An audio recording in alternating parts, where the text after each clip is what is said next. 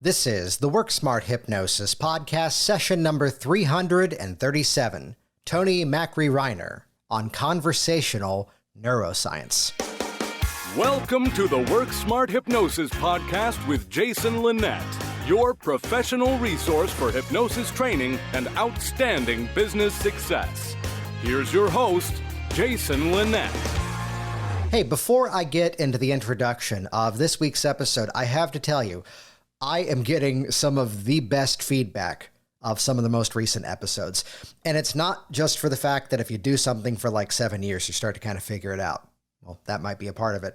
It's this reality that by reaching out to people that many of you might not yet know, or chances are have seen in passing at conferences, and just to say it simply, they're just too damn busy working with a bunch of people and creating an incredible impact in their local communities that we don't yet know them as star instructors, trainers, and so forth. And I shared this previously on this program that yes, when we have the big name person, the guru in the industry, bunch of downloads right away, but it kind of tapers off over time. The episode's kind of like the one that you're about to listen to and is a preview with many others that I've already got recorded and ready to go for episodes coming your way. It's the ones like the one you're about to listen to that get the best traction over time. These are the ones that go viral because you can identify with the story. These are the ones that get shared because there's these tiny nuances where we're really just diving into a person's practice and seeing what's working right now. I mean, this is where we've created the brand of the hypnotic worker. You want to make sure if you're ever taking a training, ensure that that person is actually still seeing clients and not just teaching what they did 15, 20 years ago. Any hypnosis training that you take should follow the model of here's what's working right now versus here's the historical record of what we did many years ago. And I just love the conversation you're about to hear with Toni Macri-Reiner, who brings in a whole theme of conversational neuroscience, how it is that we can integrate research into the work that we do, how it is that you can hear her story from a background in pottery, like most of us had, to eventually getting involved with hypnosis and discovering here's a way to help other people, and now doing everything from offering services to people locally and around the world, as well as filling up her trainings and really helping to build the future of this incredible profession. Though again, let's go back to this topic of conversational neuroscience, the opportunity that really what we're doing, as I would simply describe it to my clients, there's a very simple formula inside of all that we're about to do. We're going to identify the patterns that are already there in your life, appropriately interrupt them so they don't work the same way, so that then you can be the one to create these new pathways in your mind. Make sense? And they always say yes, because it's hitting that description in a very non-jargon rich way. And Toni has some amazing ways of expressing the same concepts too, and especially even better, how it is that we can layer in techniques, how it is that we can teach, and how it is that we can achieve so much of the hypnotic change before ever formally saying, close your eyes, let's now do hypnosis. This is a conversation you're probably going to want to listen to at least twice to hear some of the nuances of how to layer in these techniques and run so much of what we do from a covert conversational perspective. You can head to the show notes at worksmarthypnosis.com to see how to connect with Toni, to get links to her websites, plural, because there's one for training, one for the personal services. We'll make that easy for you, as she has a name that people make a lot of wrong guesses on as well. Mine too. So go over to worksmarthypnosis.com/337. That'll redirect over to the show notes of this episode to see how to best get in contact with Toni. I mentioned learning what's working right now. This is where Hypnotic Workers is, on one part, the all-access pass to my hypnosis training library. What's working right now? What are the techniques I actually use with my clients? What it's morphed into over time is a community of practitioners all around the world with the same phenomenon-based style of approach. Because think about this. Your client's issue is kinesthetic.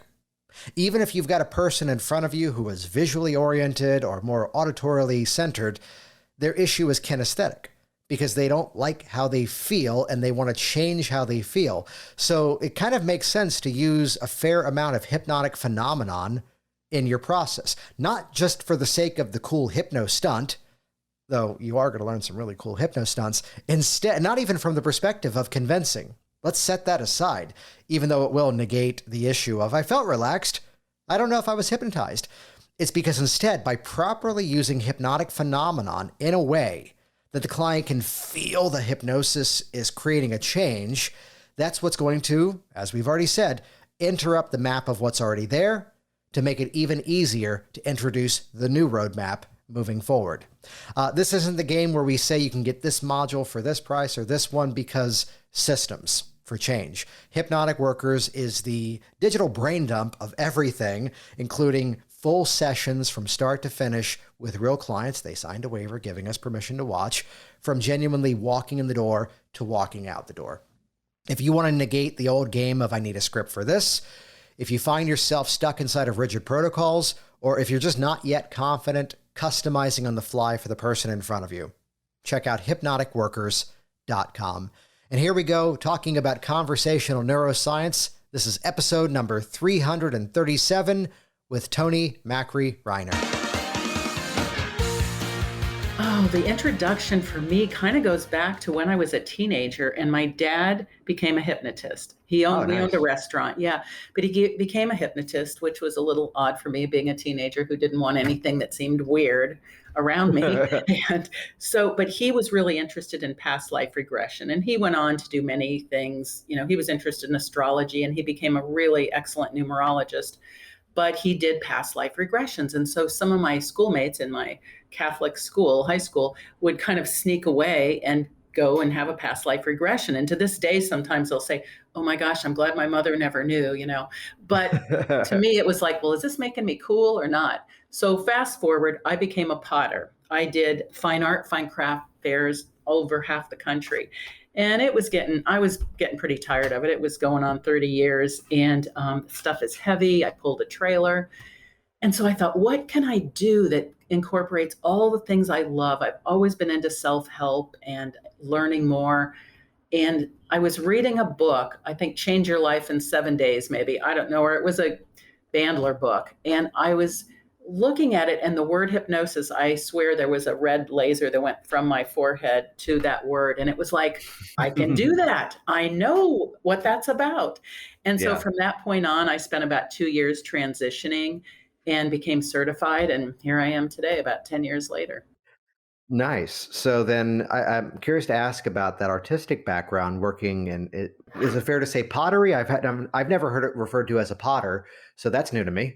Yeah, pottery. I made a certain very niche-y kind of a throne piece on the wheel and then embellished it, and they looked like women's heads, and you could put plants or wine bottles in them. And it just kind of caught on. And so that's what I was doing. But what I loved about it is they made people smile. People told me, it's like, I know this sounds weird, but every time I look at this, I just feel better. And I was working for myself. And I could be creative. Well, hypnosis to me is so creative, and it's not heavy to carry around. So, that's one of the things I loved about it, is that I can be creative with how I work with people. Yeah, that's fascinating. And this is now, many times over the years, we've had someone come on and, there's the conversation that often pops up in any training as to, well, I wish I grew up with this stuff. And in some ways you did. So having that around, even though it was eventually a different kind of work than where you found yourself focusing on, what are some of those takeaways of just having hypnosis around as a kid? It was just became kind of a normal thing that, oh yeah, you're going to be hypnotized. Okay, just relax. And my dad was kind of clear about, I don't really do family, people. And the one time he actually tried to hypnotize me, I had lost a necklace that I had just gotten. And I had just gotten it and I really liked it. It was a very popular kind of thing.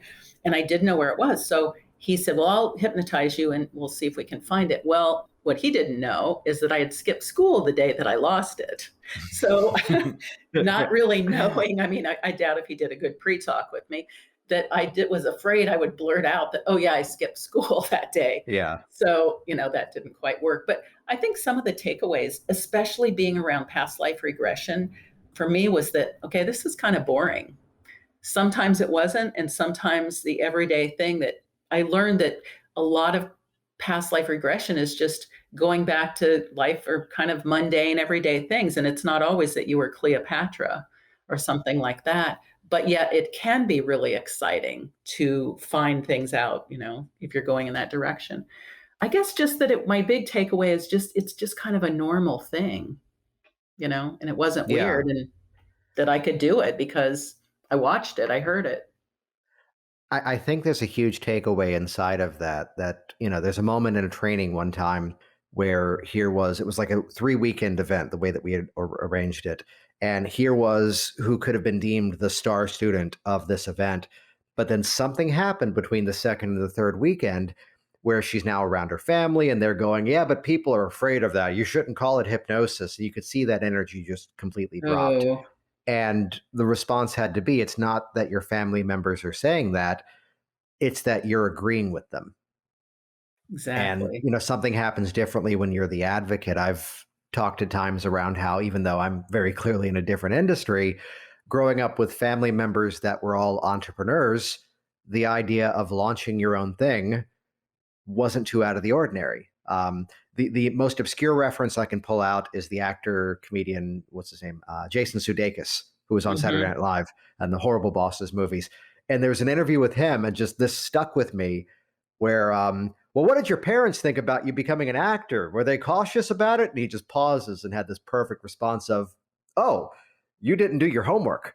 My uncle is George Wendt, Norm from Cheers. Like, we Yeah, weren't close, but, because he lived on the different coast than us. But the fact that I grew up in a family where someone had done that, it wasn't out of the ordinary. And I think one of the takeaways is this is something that's not necessarily a strength that I have in my way, you have in your way. It kind of goes to that belief system that we put to it, that we can create that normalcy of just, yeah, this is what I do. This is a part of society. I can help you with that. exactly. It kind of goes to the effect when you translates to when you see people with certain issues. I'm really depressed or I have this anxiety. Well, how was your family? Were they depressed? Were they really anxious? Oh, yeah, my mom was really anxious all the time. And it's that same thing of growing up in that environment. You grow up and your family are all doctors and lawyers and professional people. It's just really easy to go into that. You pick that up the same way you could pick up anxiety. Which goes to, once again, the genius of a Ron Popeil infomercial at 3 in the morning. There's got to be a better way. There's Is got to there, be a is there, it's like, well, or not, is there a story of working with a client that kind of stands out of, because I know a lot of the work that you do is a bit more of a conversational approach, Mhm. along with some of the formal hypnosis. Is there something that stands out of working with somebody where really a lot of the work had to be changing those belief systems around the issue in addition to the issue itself? Well, any number. I'm blanking on a specific client at the moment, but it's so common that, well, when you're working with food issues, and it's like, well, what was the story? What happened in food? And it's like, um, yeah, my stepmom force fed me. This is a specific story now that I'm saying it. My Mhm. stepmom force fed me in front of family members. She shoved food down my throat. I mean, that's an awful story, but to go through that and then suddenly you're an adult and you can't eat a lot of things because it brings back that emotion. So, the whole family thing, that might have been not the greatest example for what you just asked me, but it's what came to mind with the family stuff that we go through.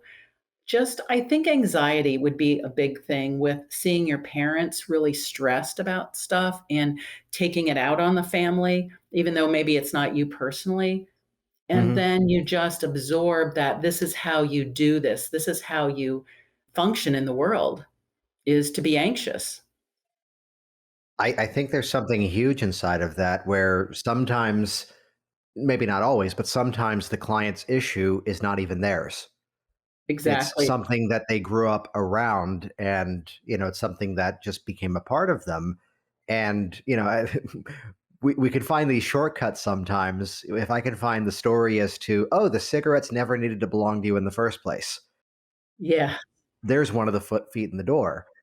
When this is a rare one, when it was the story as to how an extremely religious family believed that because there was never the intention for human to fly, that's why flying is so dangerous.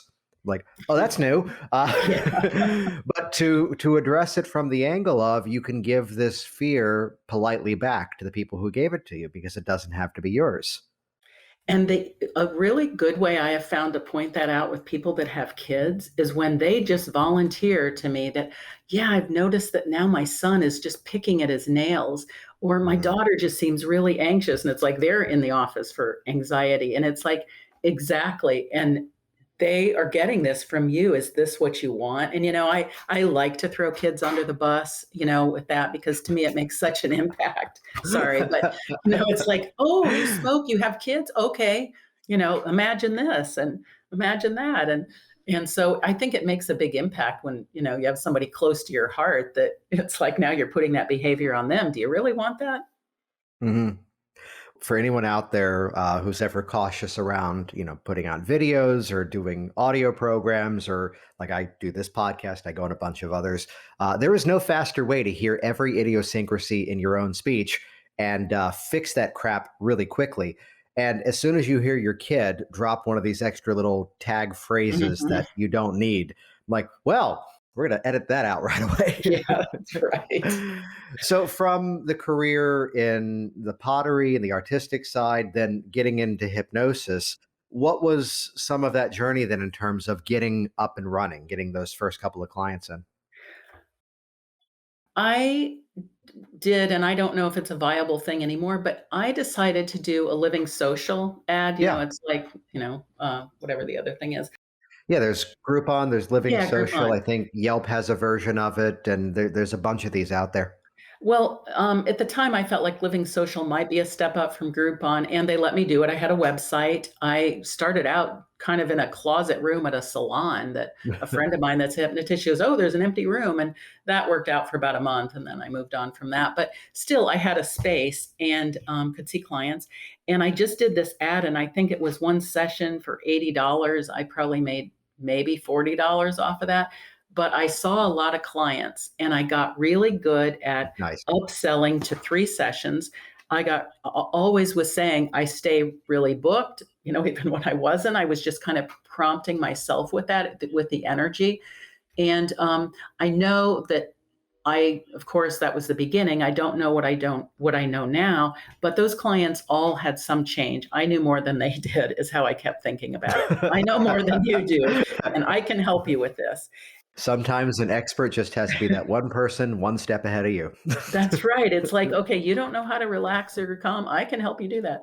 So I did see quite a few clients with that. I ran the ad a couple times and it just started then going word of mouth. I've never really done any ads anywhere. Maybe I've done a print ad in a small magazine, local magazine, but I just started talking about it as much as I could and staying excited. And of course, taking every course that came my way that I could find, and to where I've just kind of landed in a place where I have a certain way I work with certain techniques. And, I tell people, you're going to make changes before we even get to the hypnosis. But of course, it's all hypnosis when I'm working, more conversationally with them. And I find hypnosis is just so much teaching. And you know this, Jason, it's like you're constantly educating people. Even when you've had them watch a video about what hypnosis is, you've gone through your spiel, you still are repeating the same things and keeping them educated about what a great tool it is, the benefits of it, and how it isn't anything that's weird.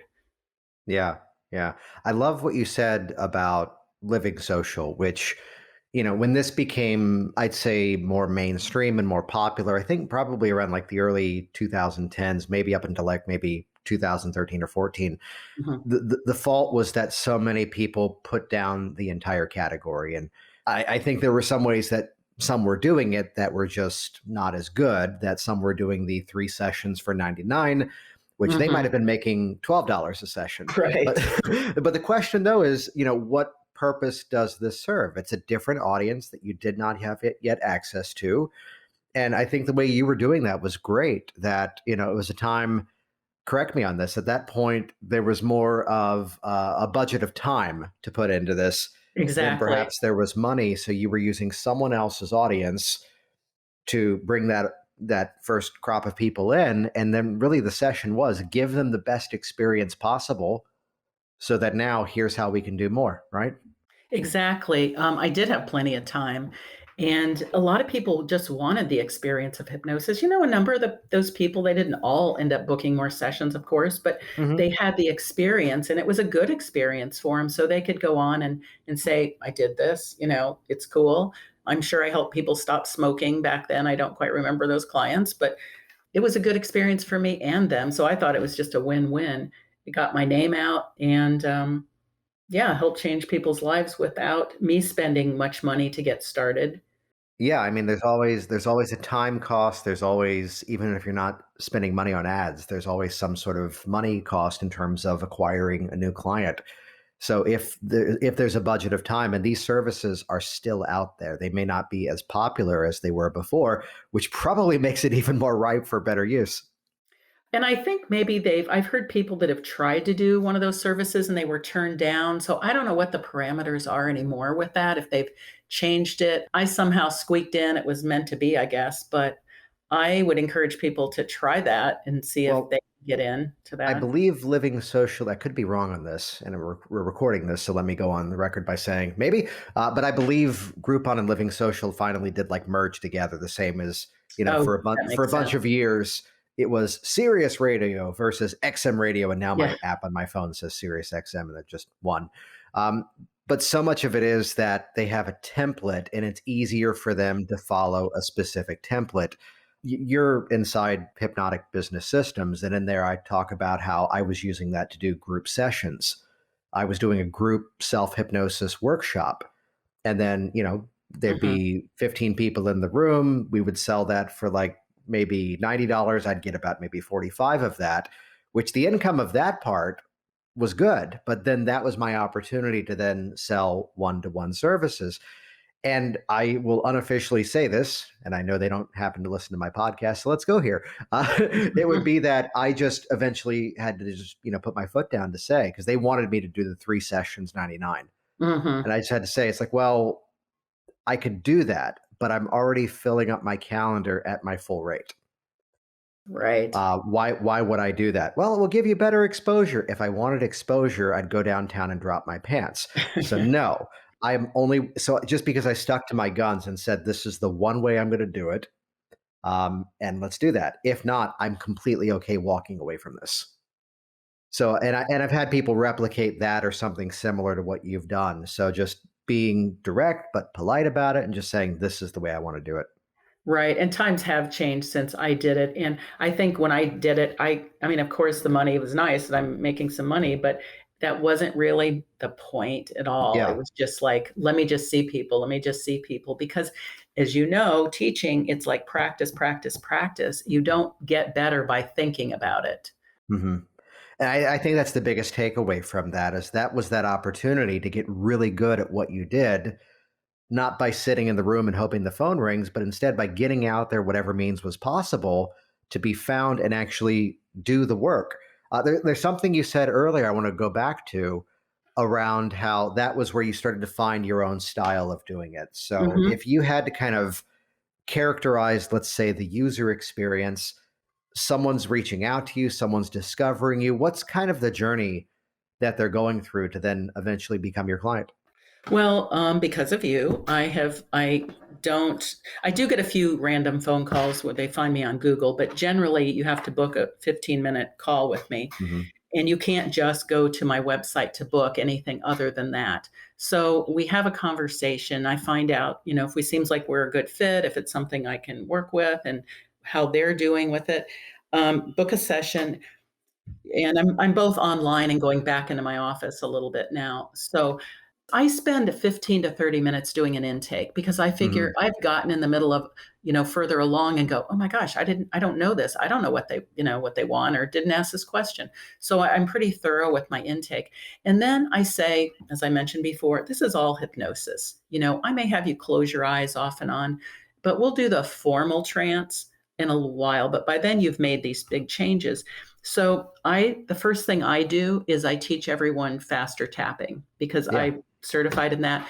It's such a good technique for anything. So I teach them that. We go through some things. Then I do a few more conversational things. I use the arrow a lot because I use Freddie Jacquin's arrow because I use it for everything, not just pain. And a few more NLP-ish kind of things, moving things away, reframing, things like that as I'm teaching the whole time. And then they're already so trancy by the time I move them to my magic chair, that it's just like close your eyes, go back there pretty much. And I do tend to do a full relaxation with people, even if it's faster, just because I feel like most people need that experience. And then we kind of cement in based on what they've told me, future pace, suggestions, post-hypnotic suggestions, and you're good to go. And I used to allow 2 hours for a session, and now I'm pretty much an hour and a half. And for a first session, after that, it's an hour. And sometimes in a half hour, 40 minutes, we're done. I feel like because of the conversational work. And then it's like, let's just cement this in to your unconscious. Well, we're working with the unconscious the whole time, but I love brain, the neuroscience-y thing. So I'm always looking for new little ways to tweak the neurons, the neuron pattern. Yeah, well, let's come back to the neuroscience here in a moment. I want to go back to something you said, though, which I hear that pattern that when I first got started, and I was in the same boat, it would be 2 hours for the session, and sometimes it would go over. Nowadays, it's coming in for most clients, with some exception on purpose, to be right at about an hour and a half and really hour 15. What changes in that format would you say brought in that efficiency? I think I became more honed in on the intake, and I'm much better at stopping them from telling all the detail of the story that I don't need because, and sometimes last week I had 2 clients who just wanted to keep going back to the old pattern. And I'm kind of like, you're not going to get what you want by focusing on what you don't want. So I think by me keeping them a little more focused on what we want and, hey, I know I'm looping you around. I know I'm repeating, but there's a method to my madness. Just go with me, just follow my instruction.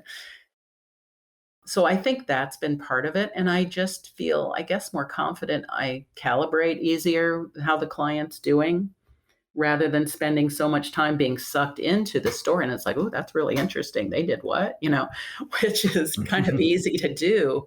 Yeah.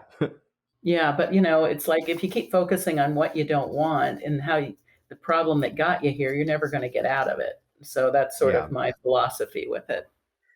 Is there a different way that you're framing some of the process to sort of intro the fact that so much of it is conversational and also so much of it is educational as well?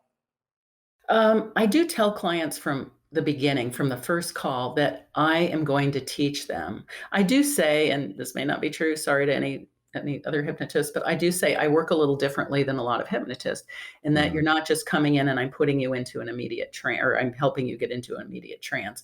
I say I'm really going to be teaching you things, and I'm going to help you learn some ways so that if some of these things should crop up in the future, because of course life happens, you're going to know how to get out of it faster and easier and move yourself through it. If the thought of a cigarette comes in to you, if you see somebody smoking and the thought, oh, that sounds good, you're going to know how to nip that in the bud. And I think that's enticing to people to be empowered that, we know hypnosis, they're not under our control. And I don't care how many times you tell them, I still think people have the idea that, oh, what if something happens and I'm not in the session? What am I going to do? And so that's where I come in with, and I'm kind of a practical person. I like those things that like, do this, do that, look here, look there, and notice the difference. So I start from the very beginning. Yeah, I like that way of introducing it, especially the whole, this way, if something arises, you know how to handle this without me. Exactly. It's not about that I'm not in your office. And what am I going to do? It's like, well, you know how to do. And I love this phrase. And I used to say this, and I try to put a lot of humor in my sessions, but it's like, if you do what I tell you to do, you're going to be successful. And then I'll joke and go, God, I love saying that. I mean, what job do you have where you can go, if you do what I tell you to do?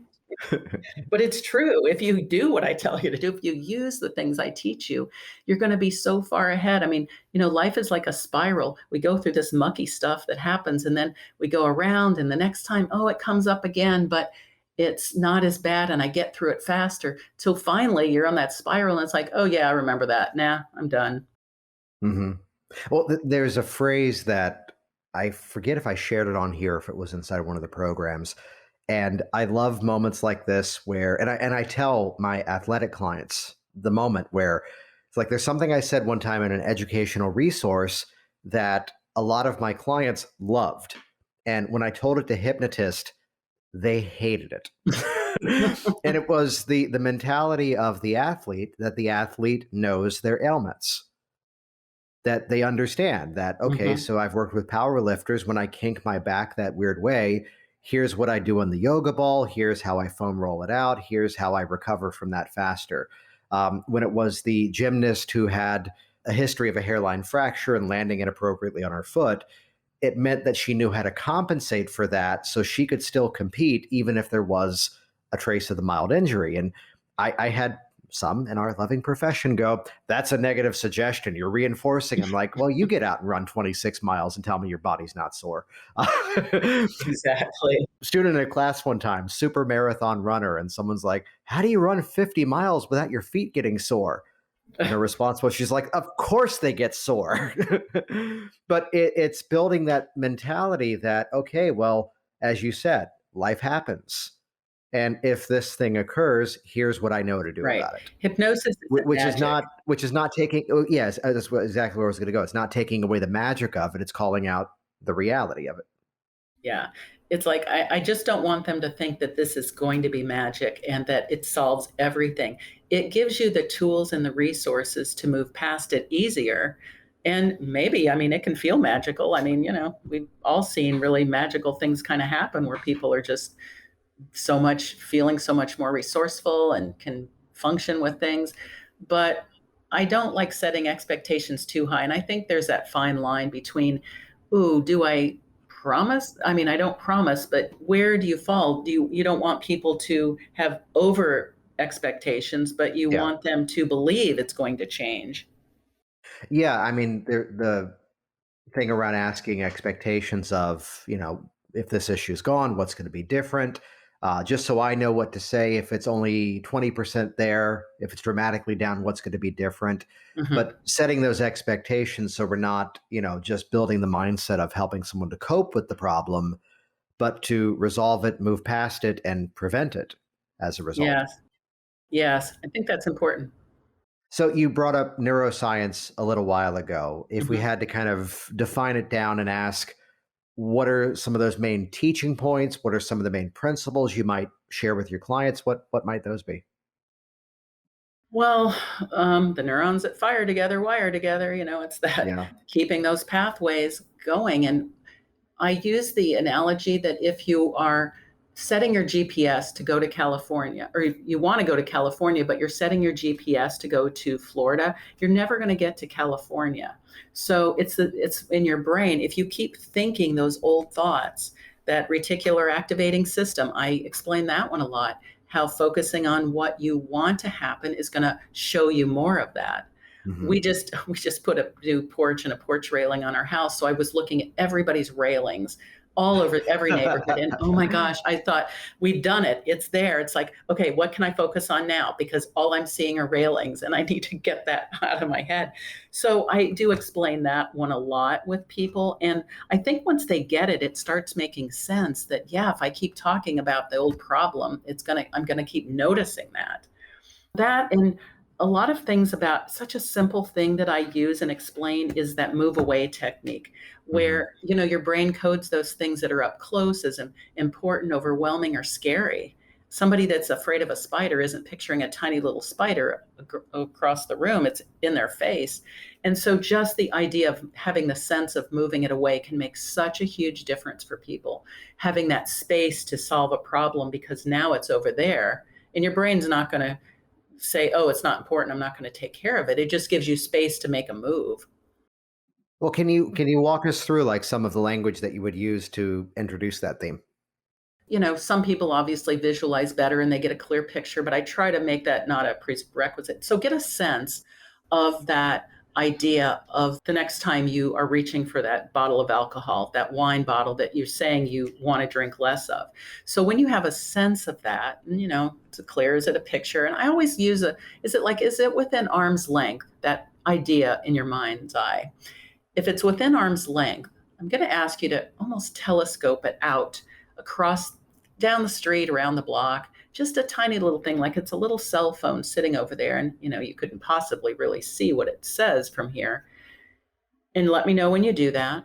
And, if there's a sound, turn it down, blur out the image, but make it small, move it away. And now that you've done that, I want you to notice if there's anything between you and that bottle of wine out there. Is there, metaphorically, is it a beam of light, a chain, a rubber band? Is there anything that kind of pulls it back? And if they say yes, I'm like, well, okay, what would you do to get rid of that? Would you cut it or burn it, or, and they do that.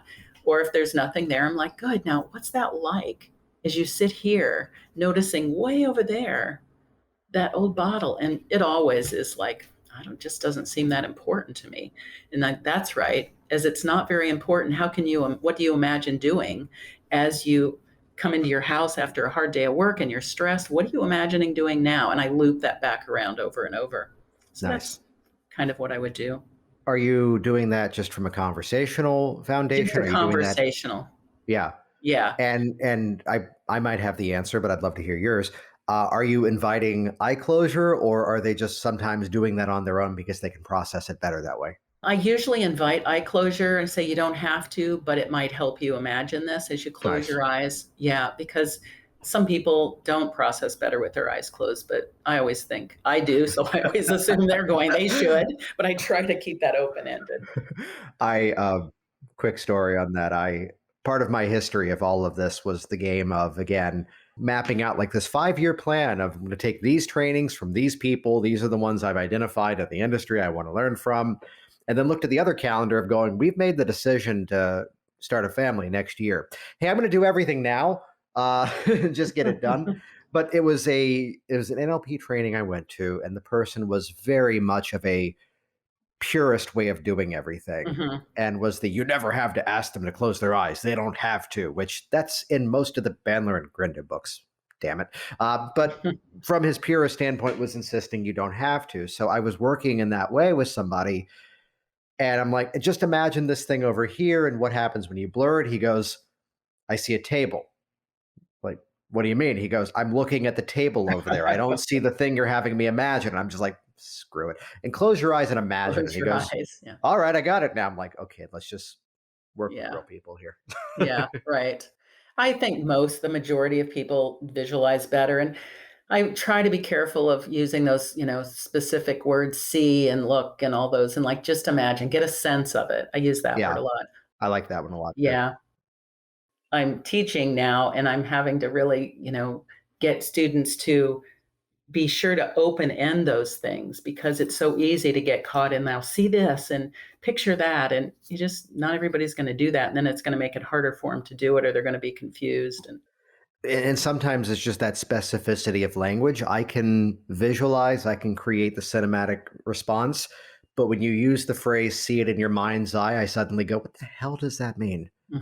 Which is going to work for millions of other people, but for that one person, it's going to eliminate. And I love what you just said there of just get a sense of, imagine, think about. Less words can do it. You've mentioned the trainings that you offer. Can you tell us more about those? Yes, I took your training with Richard Nongard in, I think, 2018. And when everybody was writing content, writing books, and doing things during the pandemic, I was baking and gardening. Nice. And just couldn't quite focus on it. And so I finally got it together, and we just had the third class of my 10-week class, the first one last night.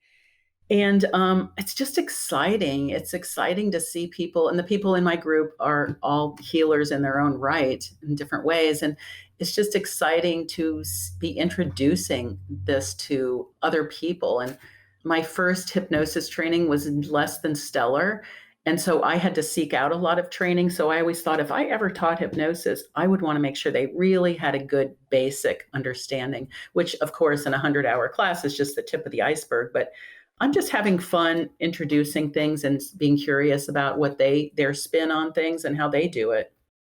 You mentioned they were in other healing sort of professions. Like what kind of people Well, have signed up for this Reiki, one? I think Yeah. there's several Reiki and a massage therapist and TRE person, trauma release exercise person, and actually someone who's a medical intuitive and a healer in her own right that way. So they all come with something. I'm trying to just pretend they don't know anything at all so that Mhm. I don't assume what they do know. So yeah, but it's a learning experience for me as well. And I'm already planning on my next class in September and thinking, okay, it'll be even more polished then. But yeah, I suggest anybody take your class, and I'm sure it's much different now. Instead of lasting 2 days, isn't it like 8 days now or something? Well, yeah, you're talking about the Train the Trainer, and I Yes, train the believe trainer. we're recording this in June, and this will come out probably in August, just based on our schedule. I think we're going to Mhm. do one in the fall, but just an update, and you'll get access to these videos too. Is that we've adopted that hybrid approach for the Train the Trainer as well. We're now there's longer videos to watch in a library, which makes the real time online training even more valuable because now it becomes let's now discuss this. Let's now put this into work. So we're accomplishing more in less time and providing a better experience that way. So, yeah, we'll put links to that in the show notes too. Yeah. What's the website that people can go to check out your trainings or even track you down? So my website is Toni, Toni Macri, Macri -Reiner, Reiner.com. A lot of I's and E's, or Indiana Hypnosis for Change. They go to the same place. My training is called Integrated Hypnosis Training because it isn't just totally hypnosis. I do teach some techniques that are more NLP-ish and a few NLP concepts in it, even though it is a hypnosis training course. So, yeah, those are both ways to reach me or to check out my training. The next one will be September 15th. And it is a hybrid approach as well, where they're doing pre-class work, watching videos, practicing, and then we meet once a week and answer questions. I go over more things and they practice with each other. Outstanding. And we'll put links to those in the show notes. This will be episode number 337. We now make this easy for you. If you go to worksmarthypnosis.com/337, that'll just point right back over to the show notes where you can find all of those links. Toni, it's been awesome having this conversation with you and capturing it for everybody to hear. Before we wrap it up, any final thoughts for the listeners out there? Just if you're already a hypnotist, just embrace it, enjoy it, which I think most people do. If you're thinking about becoming a hypnotist, check it out because it's such an awesome way to help people and help yourself and make a living. Jason Linett here once again, and as always, thank you so much for interacting with this program, leaving your reviews online, subscribing, sharing it into your social media streams, and getting it tattooed in various parts of your body. You can head over to the show notes. That's new. You can head over to the show notes at worksmarthypnosis.com/337 to see how to best get in contact with Toni, find the details of this conversation. While you're there too, check out hypnoticworkers.com. When you have systems for change, it takes out the guesswork of what we do. What happens when the client shows up and they want to work on something differently than what you talked about on the phone? Rather than that spiking fear and concern and trepidation in your soul, you're going to learn the systems for change in which every technique now becomes a universal approach so you can modify it for basically anything that walks in the door. So many in our profession say the client writes the script for you. I think they say that because it's popular. You're going to learn how to ask the right questions at the right time. So there's a definite through line all the way from the intake, through the pre-talk, through the inductions you choose, through the methods for change to build that unstoppable confidence in your hypnotic skills. Check that out. Get instant on-demand access at hypnoticworkers.com. Thanks for listening to the Work Smart Hypnosis podcast at worksmarthypnosis.com. Hey there, it's Jason, and I want you to be one of the first to find out as we upload amazing new content. So do this right now. Click the subscribe button right here on this video. That's going to link you to our YouTube channel here, and you will be the first to find out as new resources and downloads are made available. Do it now.